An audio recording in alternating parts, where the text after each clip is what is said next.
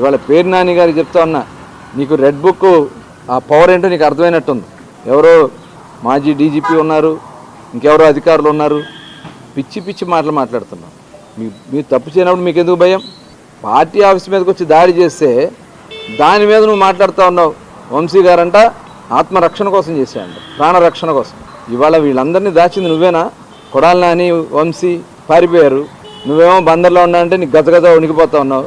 ఇక్కడికి వచ్చి ఒక ప్రెస్ మీట్ పెడితే అక్కడక్కడ చీకట్లో తిరిగి వెళ్ళిపోవాలని చూస్తూ ఉన్నావు. నీ పాపాలన్నీ కూడా పండుతున్నాయి. ఆల్రెడీ దానికి జరగాల్సినటువంటి కార్యక్రమాలు జరుగుతాయి. నీ అక్రమాస్తులు, నీ అక్రమ దోపిడీ, నీ కొడుకుని పెట్టి నువ్వు చేసినటువంటి గంజాయి దందాలు మొత్తం కూడా నడుస్తూ ఉన్నాయి. అన్నీ ఒకటొకటి బయటకు వస్తాయి. ఇవాళ నువ్వేదో వచ్చి పేపర్ ముందు మాట్లాడితేనో మీడియా ముందు మాట్లాడితేనో జరిగిపోయిందిలే అనుకుంటా ఉన్నావేమో.